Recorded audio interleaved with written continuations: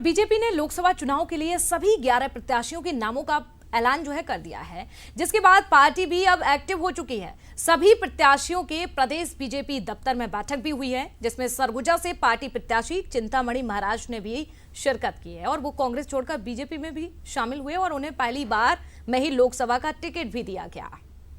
और बंसल न्यूज से खास चर्चा की। चिंतामणि महाराज ने सरगुजा से बीजेपी की बम्पर जीत का दावा भी किया। बीजेपी ने सरगुजा से चिंतामणि महाराज को अपना लोकसभा का प्रत्याशी बनाया है और लोकसभा प्रत्याशी बनाए जाने के बाद इस वक्त हमारे साथ मौजूद है चिंतामणि महाराज। आप पहले कांग्रेस में थे और कांग्रेस के बाद अब आप बीजेपी में आए और बीजेपी ने आपको आते ही लोकसभा की सीट दी है, आप वहाँ से प्रत्याशी हैं। क्या वहाँ पर जातिगत समीकरण को देखते हुए यहाँ पर इस तरीके का फैसला लिया गया? नहीं, ये तो संगठन का विषय है, उस पर हम कैसे कह सकते हैं किन विषयों को लेकर के ये तय किया गया। संगठन तय करती है, संगठन किन विषयों को लेकर के तय किया हो तो संगठन का विषय है। लेकिन जिस तरीके से जातिगत समीकरण को साधते हुए बीजेपी विधानसभा चुनाव में भी गई और अब लोकसभा चुनाव में भी वो सभी चीज़ें देखने को मिल रही है, तो उसको आप कैसे देखते हैं? क्या उसका फ़ायदा मिल पाएगा?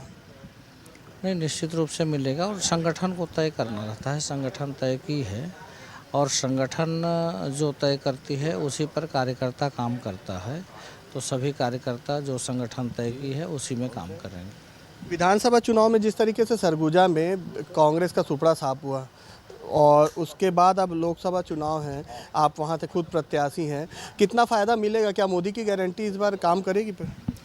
मोदी जी की गारंटी पर ही चुनाव लड़ेंगे, उसके अलावा और भी मुद्दे हो सकते हैं, लेकिन प्रमुख रूप से मोदी जी के गारंटी पर चुनाव लड़ेंगे और सफलता भी मिलेगी। आखिरी सवाल, कांग्रेस का बड़ा आरोप है कि बीजेपी में आप जैसे ही शामिल हुए आपके ऊपर से ईडी का जो मामला था, कोल मामला, उसे हटा दिया गया है। नहीं, इस विषय पर तो मेरे को कोई जानकारी नहीं है और जिस विषय का जानकारी नहीं हो उस विषय पर बात करना उचित नहीं है, तो मैं उस विषय पर कोई बात नहीं करता।